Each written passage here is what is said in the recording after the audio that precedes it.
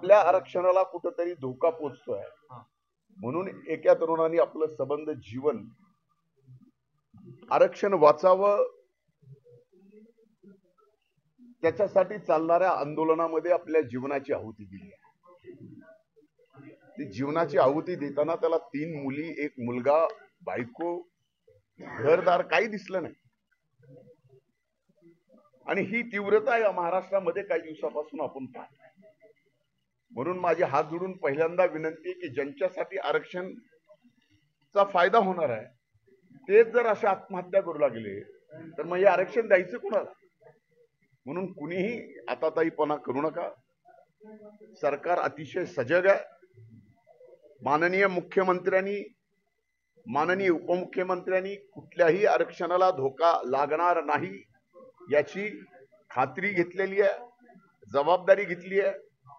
आणि यामध्ये या सर्व गोष्टी पाहत असताना आपण माध्यमांनी सुद्धा आता छत्रपती शिवशाहू फुले आंबेडकरांच्या या पुरोगामी महाराष्ट्रात जसा छत्रपती शिवाजी महाराजांनी गावकूस घालून दिला, तो गावकूस आता या आरक्षणाच्या वेगवेगळ्या लढायांमुळे राहिला नाही.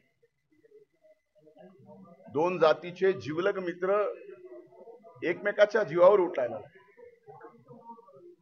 आणि काही जिल्ह्यात तर पोलीस डिपार्टमेंट मध्ये पोलिसांना ड्रेसवर अन्नाव लावायची सुद्धा बंदी आहे.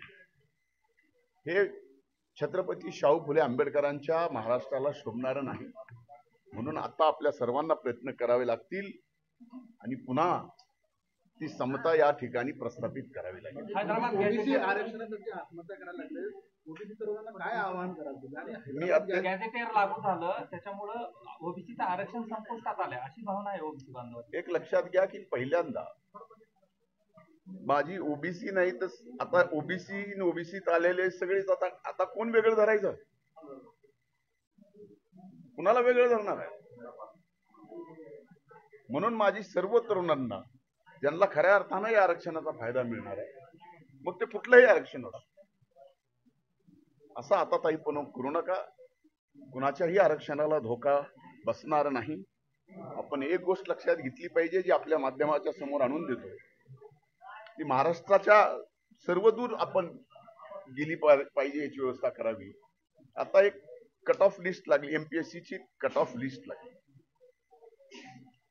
ती कट ऑफ लिस्ट लागल्यानंतर तुम्ही बघितलं असेल की ओबीसी ची कट ऑफ 485 आहे, ईडब्ल्यूसी ची 445 आहे आणि बाकी इतर तुम्ही सोडून द्या.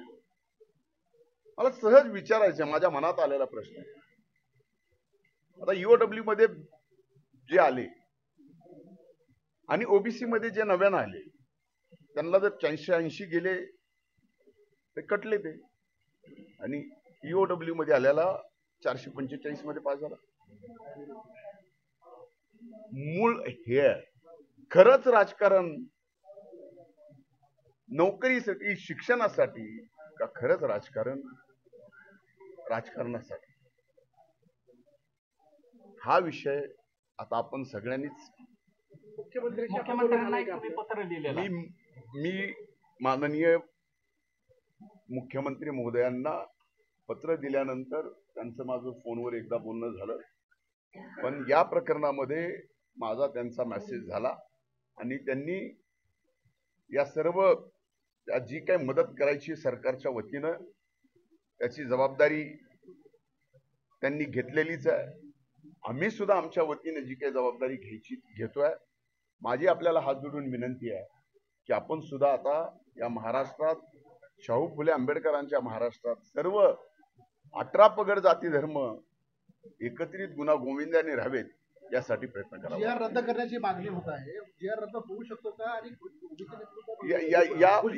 या बाबतीमध्ये अधिकच भुजबळ साहेब बोलू शकतील, कारण ते मंत्रिमंडळात आहेत, प्रत्येक मंत्रिमंडळाच्या बैठकीत आहेत, ते समितीचे अध्यक्ष आहेत आणि ते अधिक जबाबदारीनं या ठिकाणी उत्तर देऊ शकतात. थँक्यू.